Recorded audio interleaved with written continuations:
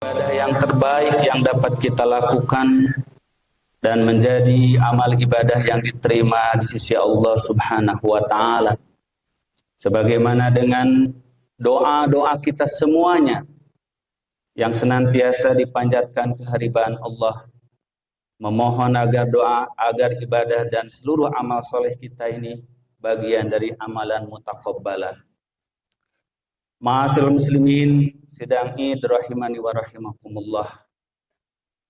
Pelaksanaan Hari Raya Idul Fitri bagi kita seluruh umat Islam di dunia merupakan salah satu dari wujud janji Allah dan Rasul-Nya bahwa orang-orang yang menunaikan ibadah saum di dunia ini akan senantiasa mendapatkan kebahagiaan, sebagaimana juga kebahagiaan yang akan dia peroleh di akhirat nanti. Sebagaimana disabdakan oleh Rasulullah sallallahu alaihi wasallam, "Lis-shaimi farhatani, farhatun inda iftarihi wa farhatun inda liqa'i rabbih." Bagi orang-orang yang menunaikan puasa, maka ia niscaya akan memperoleh dua kebahagiaan. Kebahagiaan yang pertama adalah kebahagiaan yang dia peroleh setiap saat dia berbuka dari puasa. Bagaimana kita merasakan bahagianya berbuka puasa walaupun kita makan dan minum setiap hari sepanjang usia kita. Tetapi dari seluruh kenikmatan makan minum itu, maka tidak akan melebihi kenikmatan saat makan minum berbuka puasa bagi orang-orang yang menjalankannya.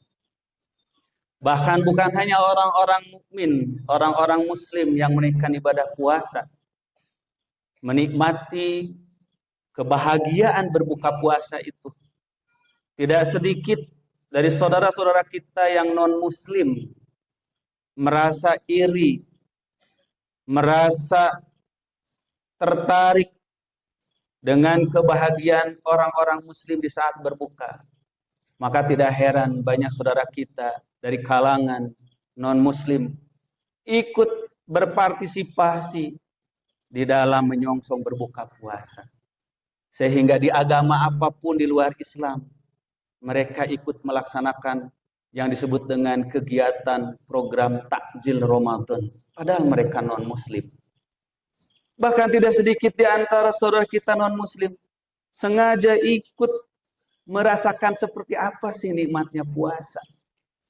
Ada orang-orang Yahudi, Nasrani, bahkan orang-orang Hindu Buddha yang sengaja ikut mencoba melaksanakan berpuasa seperti orang mukmin.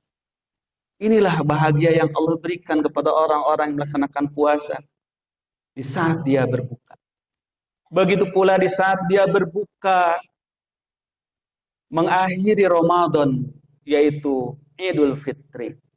Maka disebut dengan hari raya berbuka, hari raya makan, karena kita kembali kepada kebiasaan sehari-hari kita makan dan minum secara normal di luar bulan puasa.